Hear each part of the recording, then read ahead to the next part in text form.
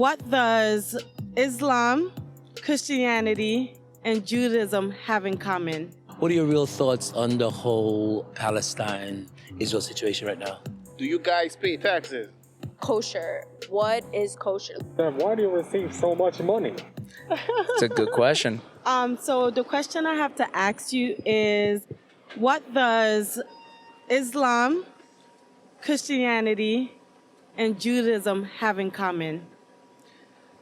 Well, I'll start it off and he'll definitely finish it. First and foremost, they are all Abrahamic religions.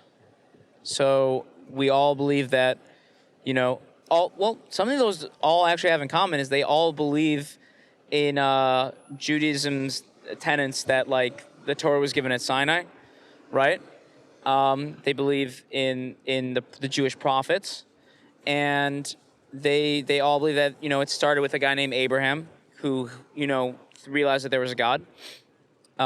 There's also, more, I would say, just practical everyday.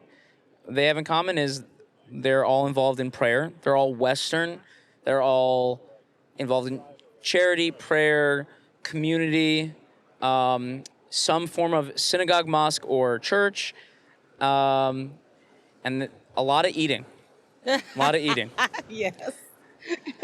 Yes, I agree. That's my answer. I agree. Yeah, I'd say similarly. I think that they're all predicated on a belief in God and on a belief on the divine image that the human is created in, and the belief that we can work towards perfectibility of that image individually and collectively to create a more beautiful divine world together. That's what I would say. I agree, 100%. I agree with those answers. It's a good answer. Good answer, good answer. I could have also said they all have funny hats, but I didn't. I chose the mature route. Thank you so much. So the first one was kosher. What is kosher? Like, how does it make the food kosher? Like, do you have a religious, way of... I know in our religion, we have a way of cutting the animals and draining the blood. Is that the same for you guys? Kosher is similar to halal. Mm-hmm. Kosher literally just means good or okay. Okay. And it's the way by which we ascertain if a food is good and okay for us to consume. And part of that when it comes to an animal is making sure that the animal is put to death in the way that causes the least pain to the animal. Mm-hmm. If the animal experiences any undue pain, then the animal is not kosher and that meat is not edible anymore for a Jew. Part of kosher also in ways that are different from halal is that we separate milk and meat. We don't cook milk and meat together. Oh, okay. But in a way that's similar to you guys can Islam. eat meat and milk? Well, yeah. I'm switching sides. In a way that it's similar to Islam, we don't eat any pork. So there are differences, similarities. We don't eat any shellfish. Okay. So there's a handful of rules by which we ascertain What does based on... halal translate to? Balkis may be a person to ask. Halal, well, the way of saying good and bad, that was typed the same. Halal and haram is kind of that's right. good and bad, prohibited versus permitted, Okay. that's really... Do you speak Arabic? So, funny thing is, I was raised in a private school, so they taught us how to read and write Arabic. Even though I'm not Arab, I did learn how to read and write, mainly because of the Quran, because it's written, in Arabic. So yeah, pretty much I do. Yeah. Because there's a lot of overlap between Hebrew and Arabic. They're both Semitic languages. I've seen actually a YouTube video on that. It was really, really cool. My brother, he's more religious and he's more into it than I am. And he was showing me a video. Yeah. Do you remember any of the words that were in the video? No, I don't. I don't. But it was really interesting. It was. Because even I'm thinking about the words halal and haram. Mm-hmm. So in Hebrew, we have a word called khayram, Yes. which is something which is forbidden, excommunicated, haram. And in Hebrew... that's interesting. But then what's our... Halal is praised. So I'm not sure. I think it might be... There's a Hebrew word, halal, which means a void or an empty space. And I wonder if that's what halal comes from, but I'd have to look it up. Yeah. My Arabic is not good Halal enough. and not praise? Maybe. It could be. Halal does mean praise in Hebrew. Mm-hmm. I was today years old when I found out that halal, that Muslims could eat meat and milk. Yeah. A little jealous of you guys. That's pretty cool. It's okay. There's a reason for everything. That's honestly the basis of where I come from. So even though I don't know so much about my religion, the things that I do know that are allowed to do, I do them. And sometimes when I have questions, sometimes I look into it, but sometimes I don't because I know that there's a good thing behind it, a good reasoning behind it, Okay. Yeah. So you have faith that there's a good reason Exactly. behind it. Yeah. I heard just yesterday, I believe, one of the people we interviewed taught me that Muslims will pray in a synagogue. Like if there's no synagogue mosque nearby and they need to pray, they will go to a Jewish synagogue because they believe same God. Because Jews will pray in a mosque.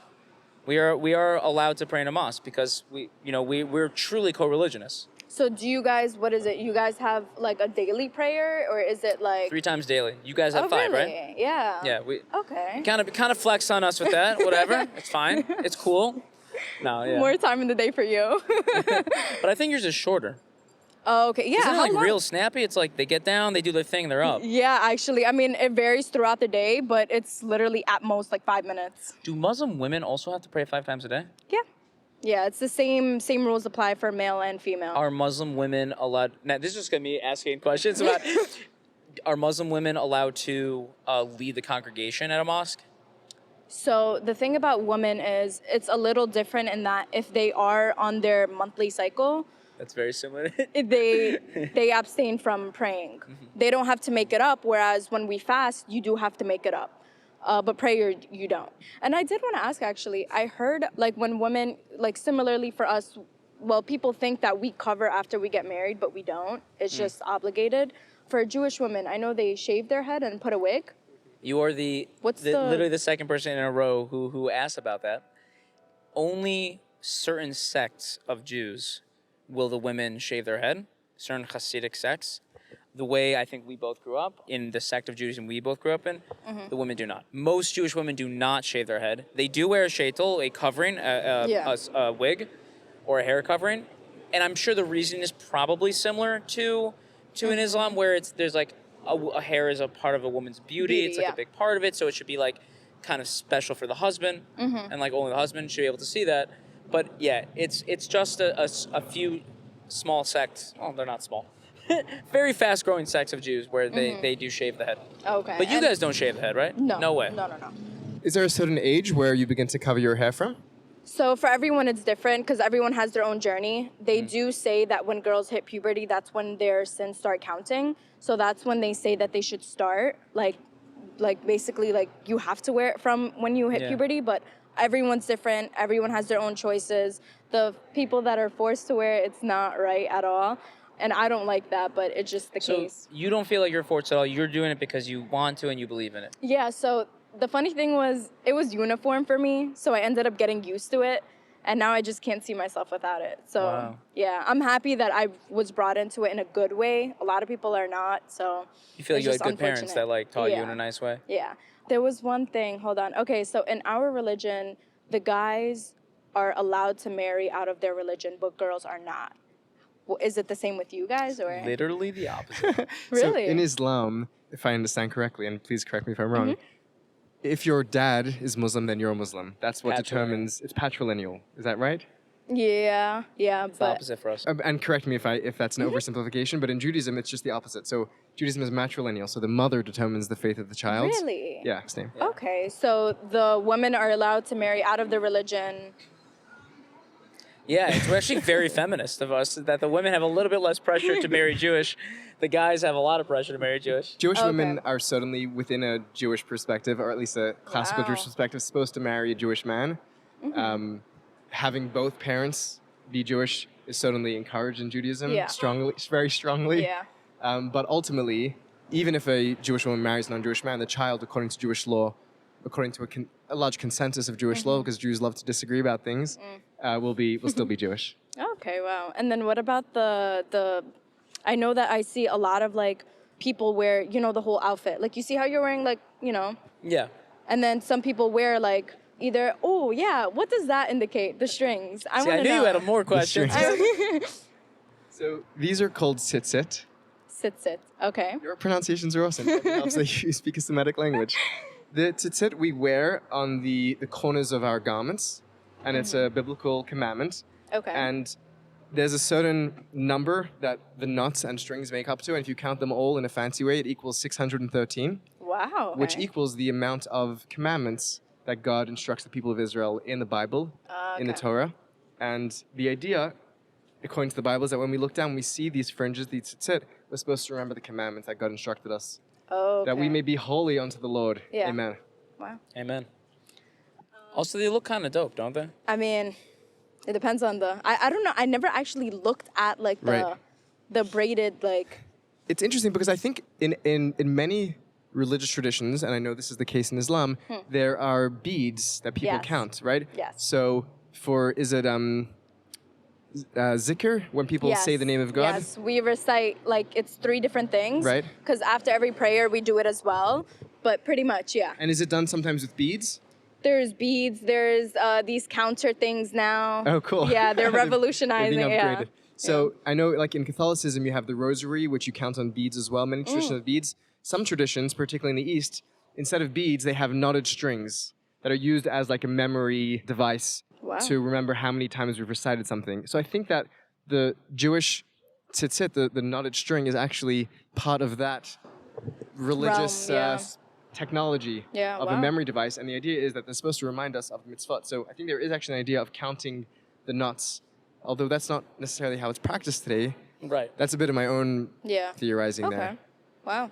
And then the clothing itself, sorry, So- some people wear, it, some people don't. It's up to Yeah, you. yeah. So Hasidic Jews, the ones that wear like the furry hats, if you've seen Yeah. those, they're wearing the kapata, which is the long robe, and the furry hat is all meant to look like Russian gentry or Polish gentry. Yeah, of I the mean, 1700s. a lot of the culture, including things like fashion, developed in the cultures and the milieus Yeah. that Jews were living in. So if you see a Jew from the Middle East, they're going to be dressed very differently from a Jew from Right. Eastern Europe. Yeah. But I do think a key point of it, though, is there is a certain nostalgia there where Hasidim dress like that, even though they dress like that because that was what fancy, dignified people dressed as Okay. back then. And there's something about not moving on from that.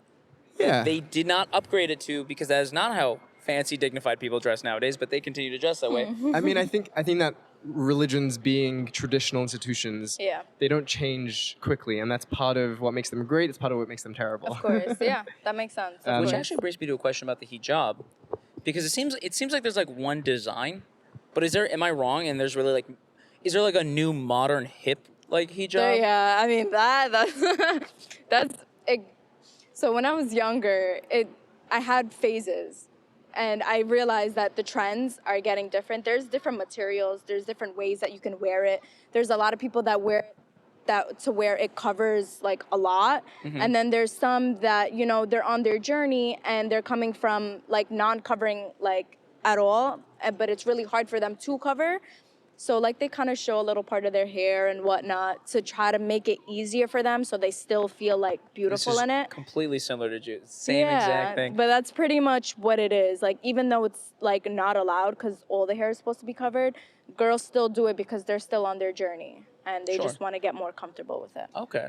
You know what I'm finding fascinating is that the common denominator, people asked us before, what's like similar between Jews, Muslims, and Christians? And we gave like technical answers, like we all share the same sacred books and believe in God. What's actually the common denominator is that we're all humans. And like these are all human things that Jewish women do and Jewish men do. And that's like really striking. I know this much. I know that in every single Jewish clothing item, that religious item that Jews wear, from the furry hats to the black hats to the jackets, like human beings, we end up trying to flex on each other. We end up trying to look fancy. There's always the cool ones and the not cool ones. It's the way that you look at it, honestly. Yeah, It yeah. is. And so I'm sure Islam has the same, like, there's like the cooler robes. That guy's got oh, look at her hijab. It's like Yeah. silk. Damn, like, Yeah. It's people being people. I can't help but notice though, you have a nose piercing.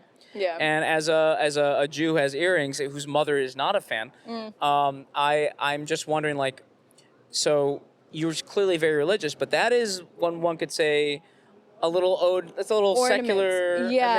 American. Yeah. So in our holy book, it actually says that we can't have too many like ornaments. Like, whether it's so many earrings or so many this or even lash extensions. In the Quran, it says that you're not allowed to have hair extensions, and this is kind of hair And yet extensions. here you are with Well, look, staring at at the me end with of the these day, beautiful I eyelashes. got them done yesterday. Because at the end of the day, again, everyone's on their own journey. Exactly. And we're all humans. We all make mistakes. We have the rules to follow, but that doesn't mean we're going to be at 100% with all of them.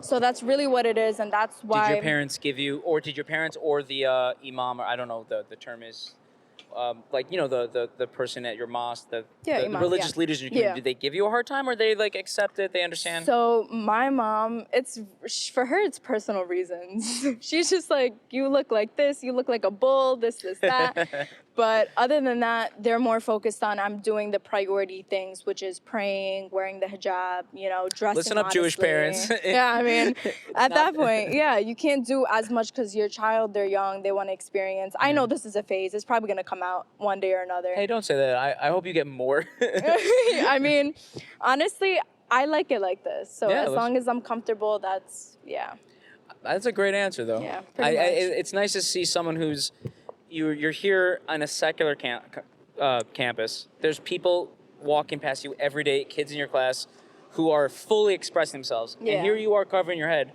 but you're still allowing yourself to, like, you're like, I want to express myself in this way. Of course. And like you're being gentle with yourself. You're allowing yourself that. Of course, yeah. Because I just feel like at the end of the day, I just want to be me. And I feel like wearing the hijab does honestly prevent me from. I was actually talking about it today. It grounds me as a person because when people look at me, they're not looking at me as just a person. They're looking at me as a Muslim girl. So I am representing the religion. So the way that my demeanor, the way that I act, the way that I walk, the way that I talk, people are going to look at me for the religion. That's just, and people, I mean, one thing is people shouldn't because it's the religion that's perfect. It's not the people. So that's another thing that I really like go by. But yeah. That's definitely all those sentiments also echoed in the religious Jewish world. Yeah. I do have two more questions, and then also Zevi opening you up. But and I do have to go soon. and I'm I know, so sorry. I'm so yeah. sorry. I knew it was going to be a good conversation. On this campus here in Brooklyn, you're here every day, right? Or most days. Yeah. Have you experienced Islamophobia, and have you seen other people experience anti-Semitism? So what's crazy is I've known a lot of people that have hate, like, you know, those hate crimes or like the hijab and like remarks, and not once have I ever been in a situation like that. I'm grateful for it. I mean, I don't have a story to tell, but yeah, I've never been stopped, never been hate crime, nothing. Alhamdulillah. Yeah, thank you. Alhamdulillah. Inshallah. Yes. I said the one Arabic You guys word know I know. the terms. That was a great question. Did you have a follow-up question? Because I have some questions as well. Okay. No, well, actually, one more. How were Jews and Judaism spoken about in your home and in the mosques and in the religious institutions of your youth? Pretty growing well, actually, which is, yeah. That's nice to hear. They say that we are most similar. And the encounters that I've had were all pretty good, honestly. That's why, like, there's nothing that I can say. I've had pretty good encounters. I love how they're all united. I love how they have their own views and they don't let society, change that. And I really love that because I find that every other religion out there, it's so watered down. Yeah. But I feel like Jews, like, they're like, Jewish people, like, they're grounded, you know? They don't forget where they come from, and I like that. No. I mean, the world doesn't really let us forget where we come from, Well, you know? yeah. But yeah. True. Well, I really want to, like, zero in on that point. You are a religious Muslim, and Yeah. you did not grow up with any anti-Jewish sentiment. No. From your teachers, parents, nothing. No. Just love. Yeah. Just mutual respect. Yes.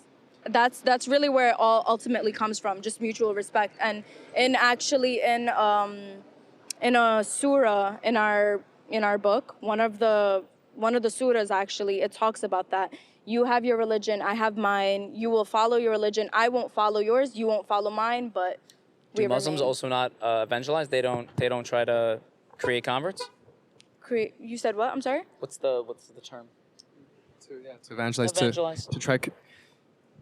Zach's asking that if according to the surah of the Quran, each person can have their own faith. Yes. Then why do we try to convert someone else to our faith? So that's kind of, I know a lot of people do it. I feel like, because we have another thing that our Prophet Muhammad, he used to give dawah. Dawah is the spread of religion so that people are aware of it. I feel like a lot of the times people do it because people have a lot of misconceptions with our religion, because a lot of people throw in culture and say, yes, like, you know, they throw in culture or their own interpretation and they say this is the way, and it comes out really bad to other people. So I feel like it's more of kind of the spread of the truth, like, hey, this is what Islam really is. It's not more of like, oh, like, follow our religion. It's more of like, hey, like, look into it, just like you guys probably do. Like, look into it, ask questions, you know, find the truth of what it really is. Totally. Yeah. I have to ask, firstly, I have to say, it's so refreshing to meet a young, proud, religious person expressing themselves with so much individuality and thoughtfulness and dignity. It's really beautiful to see. Thank you.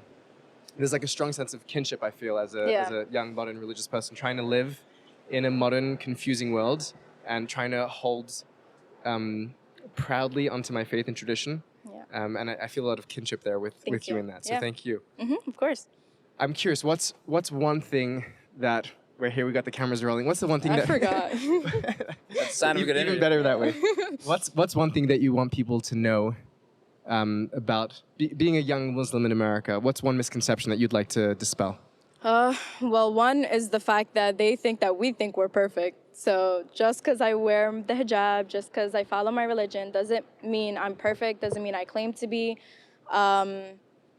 That's off the top of my head. That's really one great misconception. Meaning That's you beautiful. don't want people to think you look down on people who are not religious or less religious than you. That, and just because you're Muslim itself, like, doesn't mean you're perfect. Like, a lot of people, I've had a friend that wanted to, well, we say revert, but convert to Islam, but this friend was struggling because this person felt as if they needed to be perfect to convert. And it's like, you don't need to be perfect.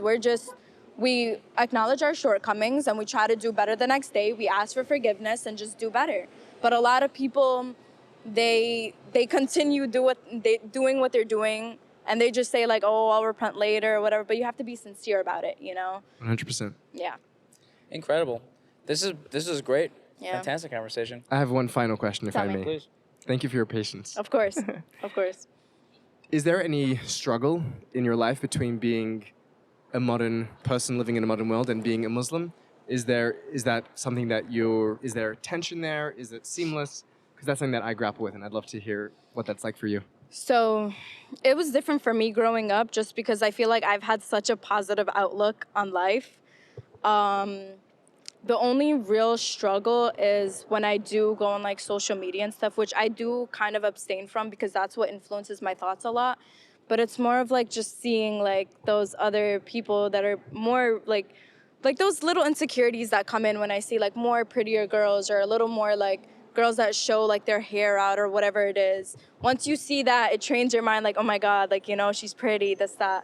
I feel like that's the only real struggle, but I found my solution with just abstaining really from social media and letting it get to my thoughts. Because again, no one's perfect. Everyone comes with their flaws. It's really what can you bring to the table, you know? Yeah. Facts. Yeah. Facts. I think if we all stay off social media a little, it'll do us good. If all religions Yeah. can agree on one thing, it's get the Pretty hell off of much. Instagram. Pretty much. Yeah. Also, please follow us on Instagram. Thank you. Yeah.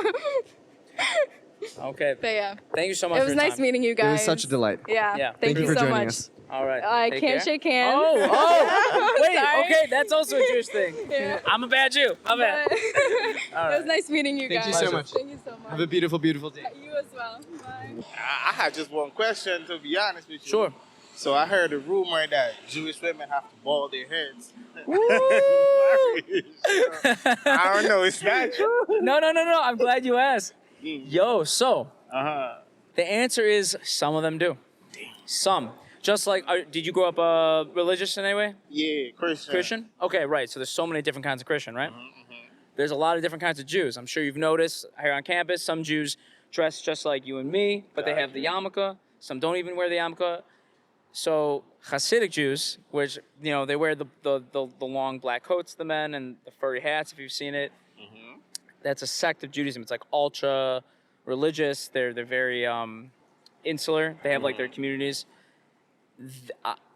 I could be wrong, but I'm pretty sure that their women do, in fact, after marriage, shave it all off. And then they wear what we call a sheitel, which is they're wearing a wig. So they look great, but under the wig, it's Okay. So what's the purpose of that, though? Is that like? What is the purpose of that? Okay, so I don't know. And I wish I knew, but I'm going to guess. And then people on the internet are going to tell me if I was right or wrong. Got you. There is a concept because they're the only Jews that I know of that shave their head, but most Orthodox Jews, the women do cover their hair. They don't shave it, but they will cover their hair with a wig once they're married, because we have this concept that a woman's beauty, a lot of it is in her hair. Like women, like a tremendous amount of the natural beauty of a woman is in her hair. And you take away the hair, and it kind of, the whole thing kind of isn't as beautiful, I guess. I mean, I personally, I like a shaved head baddie, but you know. Oh yeah. Yeah, I'm down with it. Got you. So just like the bald hair. I've dated a girl with bald hair. Respect that, man. I've dated too. That's I'm a man of particular taste, but I do think hair is part of the beauty, and I think there's this concept of Judaism that once you're married, there should be some part of a woman's beauty that is just for her husband and not for the rest of the world. It's like a way to keep some part of her physical appearance special for the husband.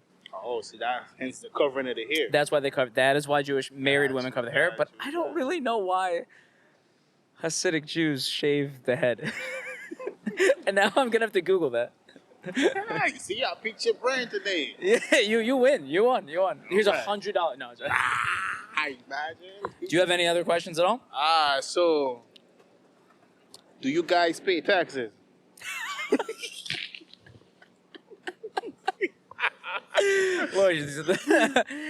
Oh, that's amazing. Well, let me before I answer that. Because you laugh like you don't.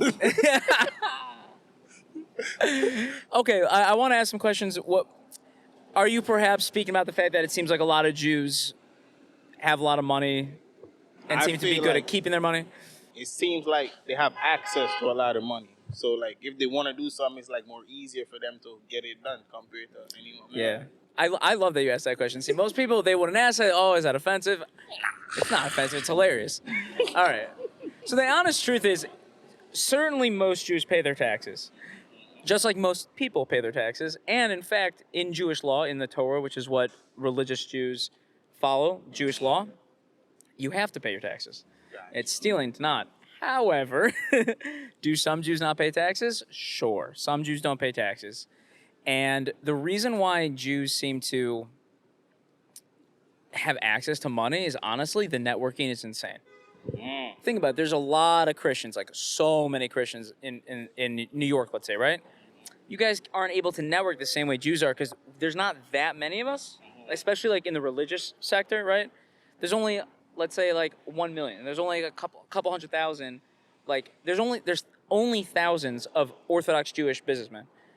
So when one of them does well, when one of them is eating good, he has a business and successful, you know he's getting jobs for his friends. You know that he's going to synagogue and meeting his friends and making sure the business deals keep flowing. We're just very good at, like, once some of us are successful, it ends up trickling around the whole community. It really does. It's just networking. Just that network is important. Yeah. So much business happens. Like company mergers happen at synagogue at the food we eat after synagogue, like the kiddush. Yeah. So you guys be talking business at the dinner table? A little bit, yeah. Got you. Listen, you know, I think there's like a really beautiful, Jews really do tend to look out for each other, like in a really beautiful way. And so often that means in like getting them a job, you know? Like it's considered a really important thing in our community that if someone is out of work, a man's out of work, a woman's out of work, if you're able to hire them, like you hire a Jew, like you try to really make sure that the whole community is eating good. We really do. Got you. But it's so funny they ask about tax. Unfortunately, there have been some very famous Jewish, tax evaders. And I mean, Bernie Madoff. That wasn't tax evasion. That was worse. True. Well, I got a question for you. What sort of Christian did you grow up? I grew up. How were you raised? That would be Brethren. Brethren? Yeah, Brethren. Wow. See, I don't know what that is. I never heard of it. Tell me about it. See, so that's basically, they're more focused on following like the entire Bible. As opposed to? So you know how most Christians, they like follow specific, okay, let's say for example the 7 days Adventist or the Jehovah Witness, they only follow like certain rules of the Bible, Yeah. or no birthdays, no this, no that. Yeah. Okay, so with Brethren now, they focus on the entire Bible instead of looking at it in parts. So we focus on everything, Including the Old Testament? including the Old Testament. So do you guys go to church on Sunday or Saturday? Sunday. Sunday, okay. All right. And it's just called Brethren, or is that short for something? Just Brethren. Brethren. Brethren. Yeah. Are you I'm gonna just guess. Let me know if are you Jamaican? Are you from the Guyanese. Guyanese. Yeah, it's my Guyanese people out there. Yeah. Guyanese represent? Yeah. Mhm. I live in Crown Heights, and do you go to the Eastern Parkway? Oh, Yeah, absolutely. I've seen you. yeah. I think I've seen you at Eastern Parkway drinking one of those expensive juices that they sell, eating oxtail. Mm. Yeah, can't go wrong. So is the Brethren like a Christian sect that's mostly found in by the islands, or? I mean, I wouldn't say mostly in the islands, but there is a lot of different Brethren churches where I'm from, at least. So I haven't been to the other islands as yet, so I'm not sure. But You haven't made it out there yet. Nah, I've only been to like Trinidad, Jamaica. Besides those two, nah. You haven't gone home? You haven't gone to where you're from? Yeah, of course.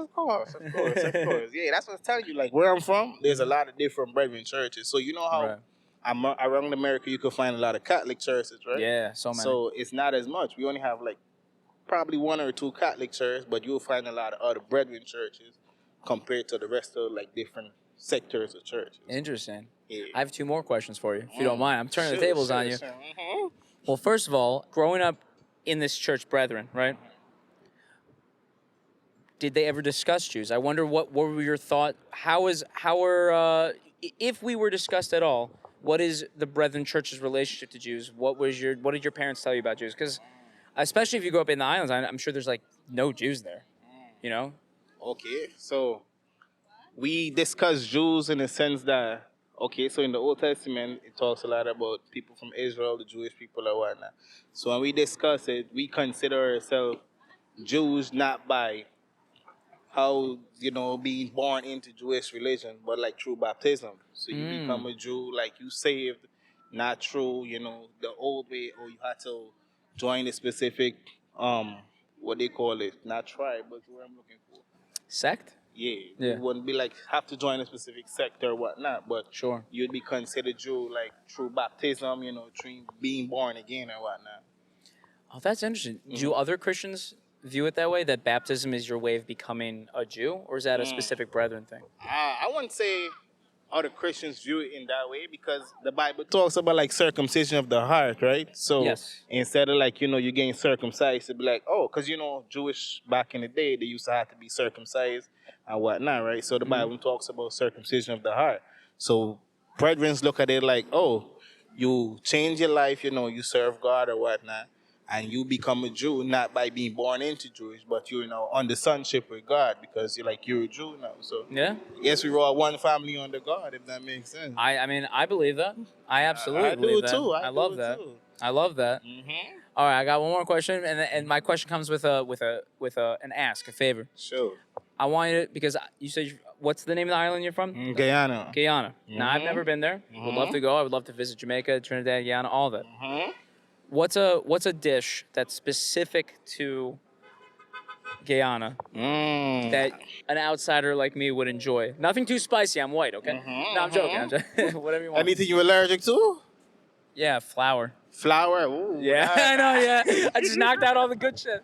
Damn. All right, hold on. You just narrowed it down for me. Hold on. All right, yeah. so we could go.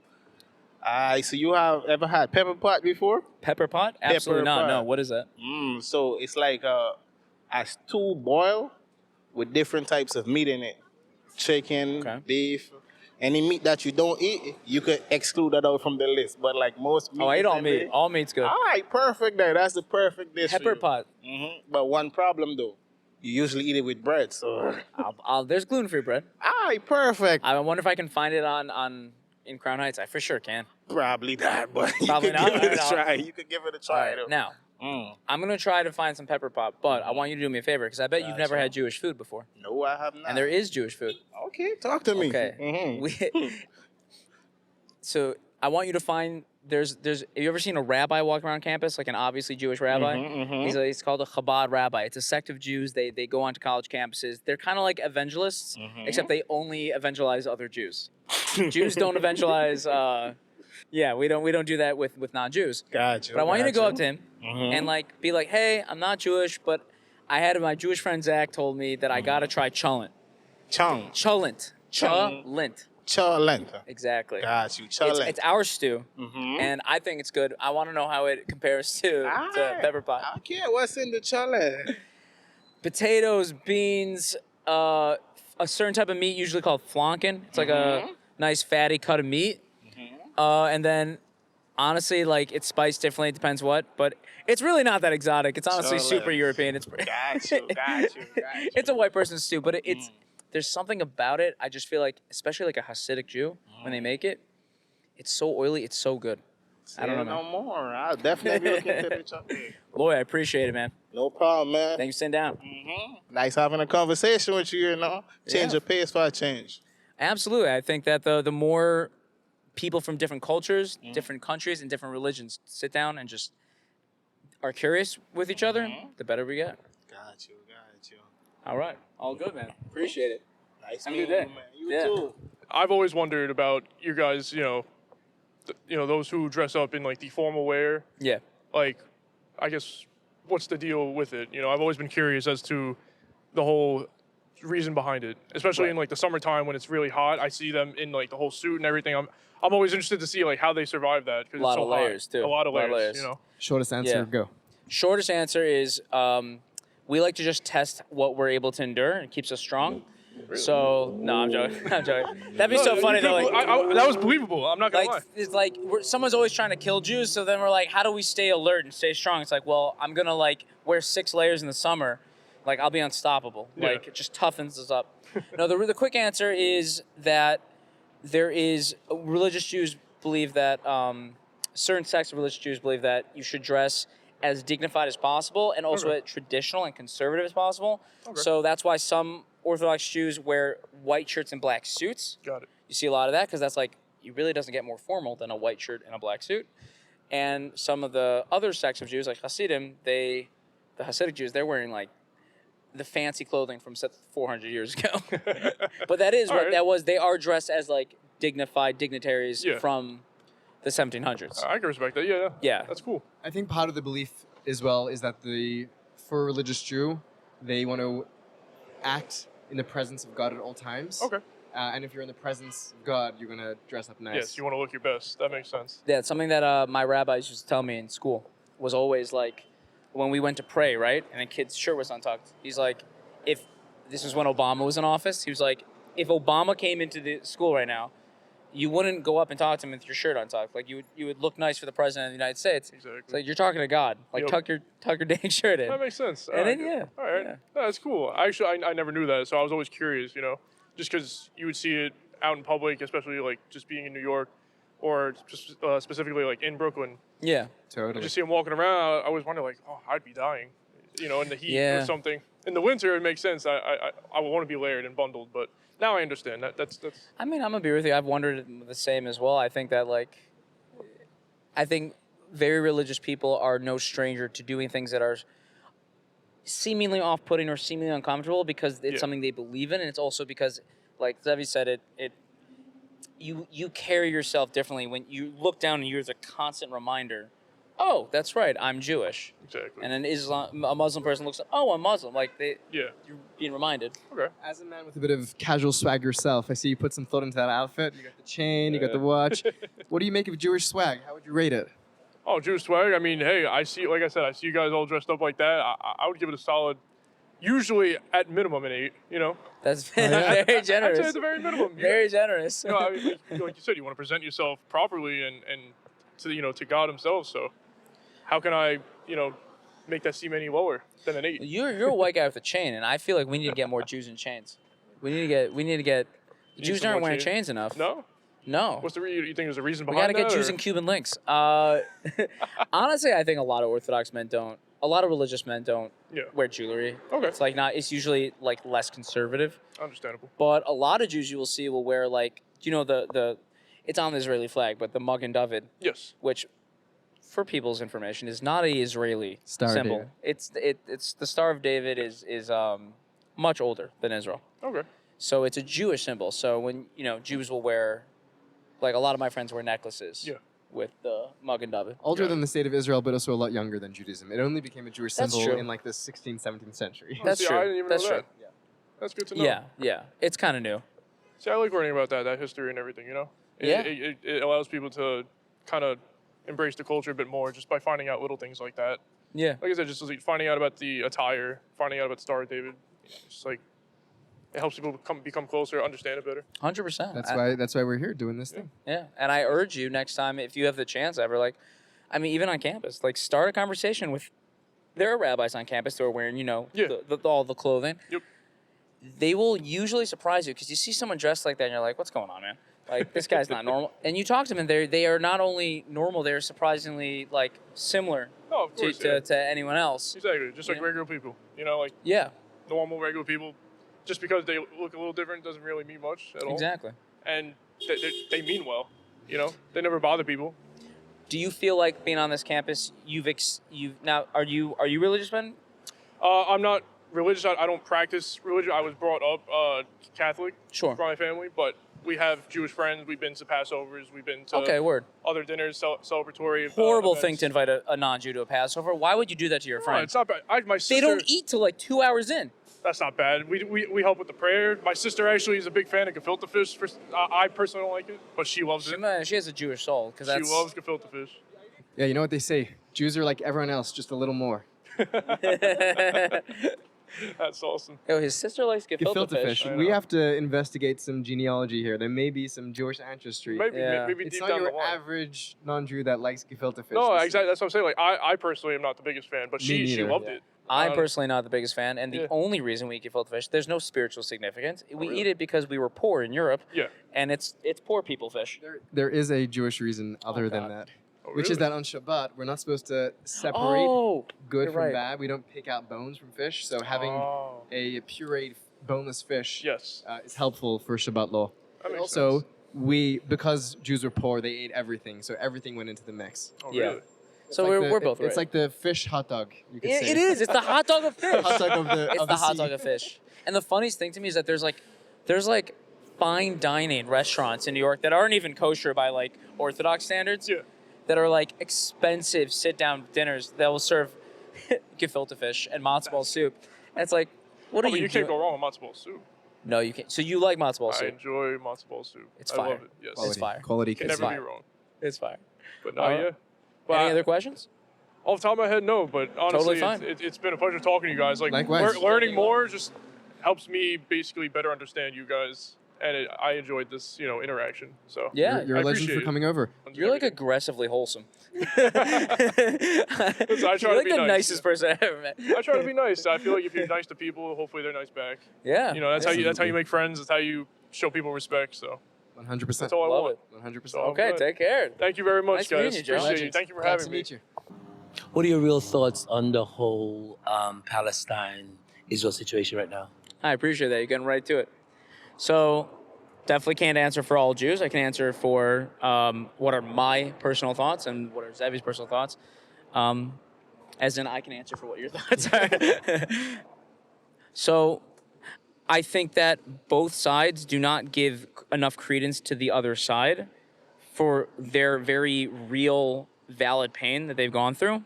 I say that very much at the Israelis. I think that, or people who are sympathetic to Israel, I think that maybe they're not really listening to Palestinian voices and to the voices, not just Palestinian voices from before 10/7 of just, let's say, whether you agree it is a occupation or not. There's all these arguments about what exactly, is it genocide, is it occupation, is it apartheid? You don't even have to agree with definitions. Are you listening to what they're saying, though? Are you listening to their pain? And also on the same side. And I have no problem believing that Israel as a government or the IDF as a military does war crimes. I have no problem believing that because governments do that and militaries do that. So I believe that when there is a claim of hey, you are going about this the wrong way and this is a human rights issue, that doesn't mean that it's automatically true, but it means investigate and see. Don't just deflect. Can't be. No, we're actually the most moral. Let's see. What's their claim? You have to look into it. You have to take that with weight. I will also say, though, that I don't know the history of Hamas. I don't know enough about.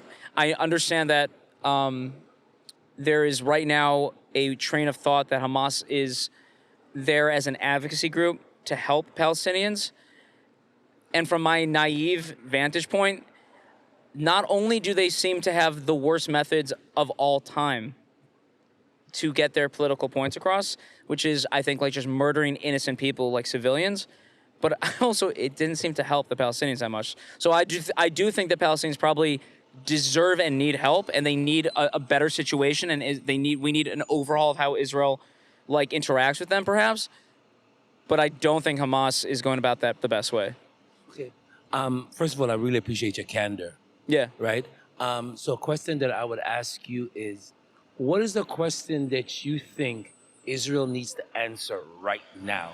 Right now, what is the goal of continuing? Like, what are their goals right now? Like, if fighting stopped right now and we withdrew, like, what would happen? And I think that I think we need to probably get a clear answer on that. That's like more the Israel, the military, and the government. If on a more general term, maybe answer the question like, is there a like? I'm very careful. I don't want to put everything on like, oh, Israel has to answer questions. Like, there's, I think, some very serious questions Palestinians need to answer. How about this? Both sides have questions they need to answer. Okay. Israel needs to answer, are we, in fact, encroaching on innocent civilians? Also, famously, Gaza is half children, right? Are we encroaching on people's lives? Are we in a way that is inhumane? And in a way that they feel like there is a boot on their neck, which is that's the dialogue that we seem to hear. That's a great question. I actually loved how you framed it. Yeah. You know? Yeah. So what do you think is a question that the Palestinians need to answer? Have we given Israel very good reason to be extremely afraid of us and feel the need to have their boot on our neck for their own safety? Okay. So contextually, right, I'm 61 years old. I actually literally just turned 61 last weekend. You look great. Thank you, man. So my question is, do you find that both Israel and the Palestinians, they're fighting for something that don't actually belong to any of them? You mean the land itself? Exactly.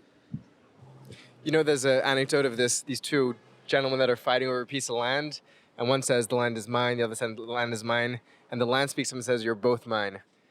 There's a sense that, that we actually belong to the land doesn't belong to any of us. Thank you. And I think part of the issue here is that you have two people on the same piece of land with mutually exclusive claims to that land, without the ability to acknowledge the veracity of the narrative that the other holds. And I think that so much of the discourse that I've seen around this is based on an assumption that one group is going to capitulate to the other. Got you. And I think we have to come to a point now, after how many years of conflict? Decades? That no one's going anywhere. And the question is, how do we both in this land together work towards a shared narrative that can see the other's perspective and live in a way that allows our children to not be at each other's throats for decades to come. And actually cohabitate. Correct, correct. And not like I live here, you live over there, but how about, can we actually live together? I think it's possible. And I think the only way forward that, which is why I think we both mentioned this, is you have to be able to, as you said, validate their stories. I was saying hold their pain. Validate, listen to what they're actually saying with real intention to listen and not just immediately deflect. Meaning hearing and then taking the defense as opposed to just listening. Correct. But I also want to point out to all the Israelis and Palestinians who might watch this, I live in America. We don't live in the Middle East. There is a privilege here that we get to say, well, great. why can't you guys get along? We're speaking from the outside. If I had a relative that was murdered by an IDF soldier or a relative that was murdered in one of the Intifada bombings, I don't know if I'd be able to have a cool, calm, logical conversation. Especially immediately, it would be more of an emotional response. Exactly.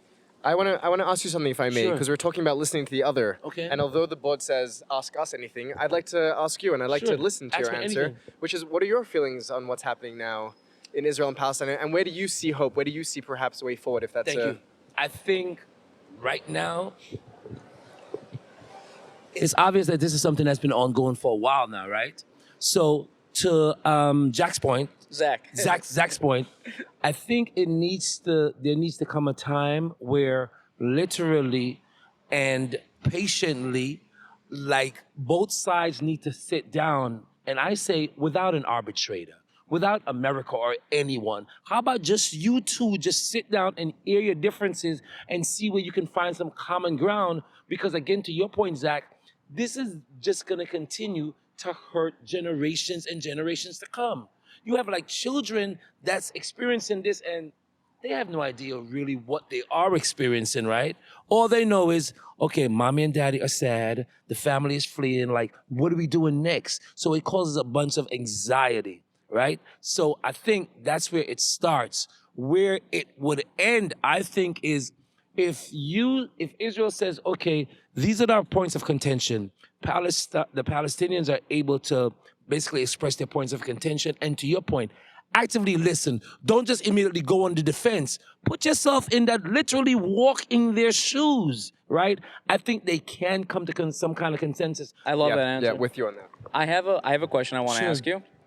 There is a tendency of white Westerners to view this conflict through a lens of white person, obviously oppressor bad, colored person, obviously victim, like perfect victim, beautiful angel, good.